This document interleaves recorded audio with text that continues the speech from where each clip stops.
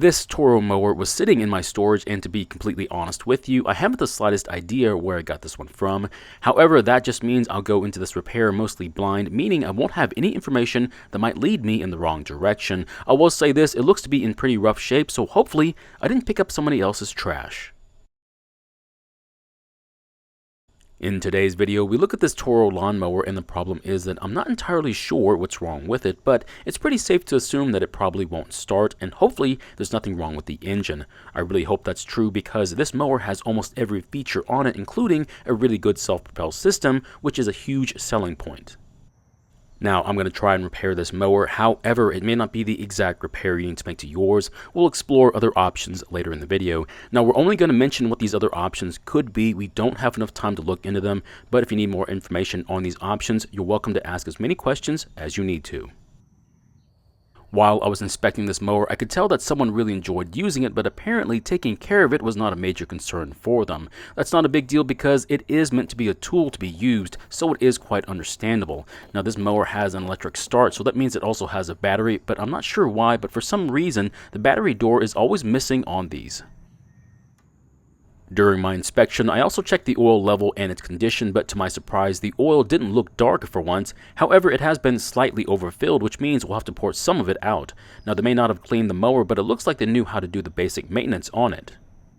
Now, on this style of fuel tank, if you don't see any standing fuel inside it but the bottom is wet, it means there's still a few ounces inside it. However, this one is not wet, which of course means the tank is bone dry, and I think I know why that is. This pattern on the top of the mowing deck is from gasoline leaking from the carb. You never want any sort of fuel leaking from the engine because there's a good chance for a fire. Unfortunately, that means more than likely we're going to have to do some serious carb work, or we may have to replace it altogether. But before we even consider taking any bolts off this engine, we first need to confirm that the engine starts and runs. If it doesn't, we might have more issues than we want to mess with.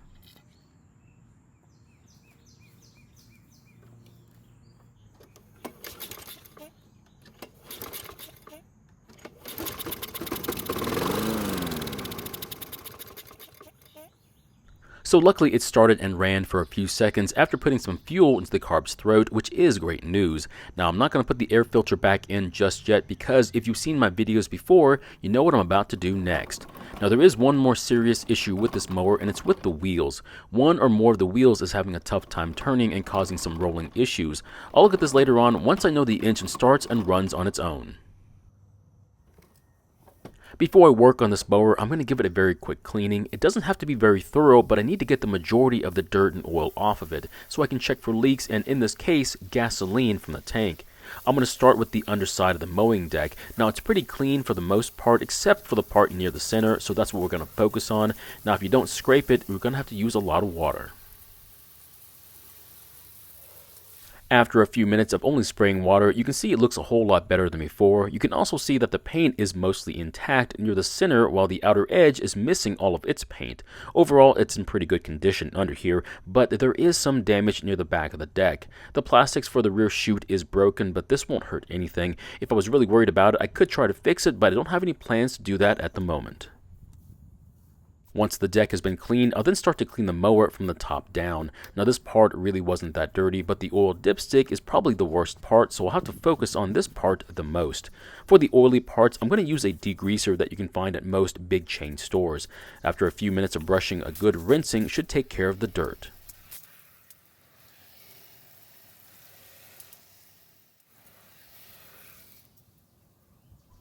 The next part will be right under the cover next to the oil dipstick. Now, this part typically gets dirty because this part is most likely to have oil spilled on it.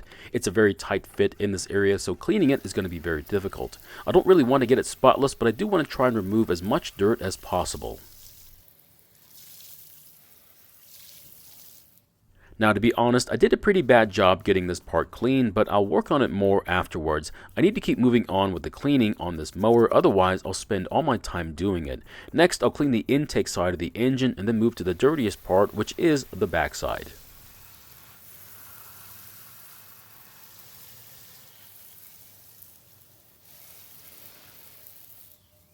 Now you see why I left the air filter out of the box. The bottom of the air box is where the opening is for all the air to pass through to the engine. If the filter was in there, at least half the paper element would have gotten wet and would need to be dried out before being used again. Now the design of the back of this mower captures so much of the grass, and in this case leaf litter, that if left alone could cause a lot of rusting. I guess it's a good thing they didn't wash this mower a lot, otherwise the water would then saturate the clippings and then would rust out a lot sooner than later. There's really no way to keep this from happening, and the only way to properly clean this would have been to remove the rear part of the mower. Unfortunately, I don't have that sort of time, so I'm going to do the best that I can. To be honest, if I had bought this mower, I would have been pretty upset with all the cleaning I have to do to keep it looking nice. We finally get to the dirtiest part of the mower, which is of course the bagging area. I think I could have used the leaf blower to clean this area out. The only issue is that the debris would have gone everywhere, and that includes me. The safest method would have been to use a shop vac, but since I have the garden hose out, I'm going to use water instead.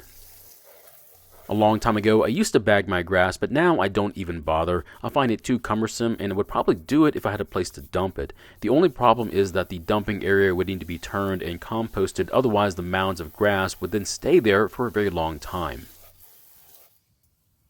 The second to last thing we need to clean are the wheels. I don't really care for the design of these wheels, and that's because it's really tough to clean them. I also think they would look better in black because it wouldn't show the dirt as much, and I think the wheels will look nicer because it would match the color scheme of the mower, which is red and black.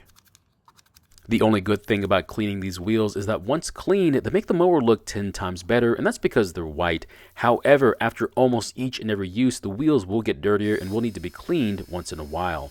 Most people won't even bother doing this job, and I think that's really going to set it apart from the other mowers, which could really help to sell it.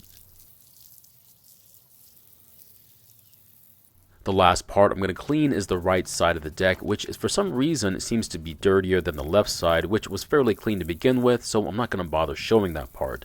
Yes, I could have used a pressure washer and gotten the job done in 10 minutes instead of 30, but I could have easily destroyed a couple of stickers and gotten water inside the engine through the exhaust or the intake because of the force of the water.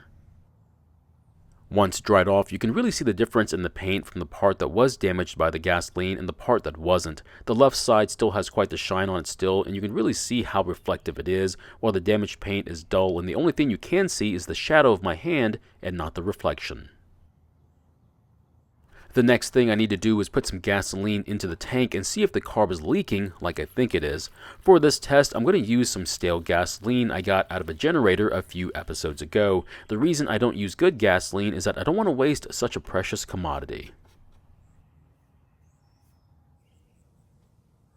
Now, I should have been a bit more careful when pouring the gasoline into the funnel, but it's hard to do that when pouring from a glass jar. Also, I thought the leak was going to be worse than this, and if I had known it was going to be this slow, I would have used good gasoline to test if the carb was working as well.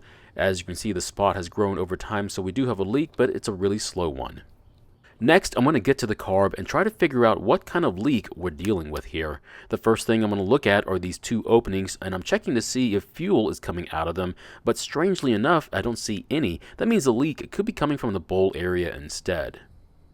After taking a closer look, I can see the black bowl gasket between the bowl and the carb, and it looks really strange. I can see a couple of places where it's bulging out. After looking at the carb for some time, there's definitely a slow fuel leak here, so that means we've got to try and fix it before we use the mower.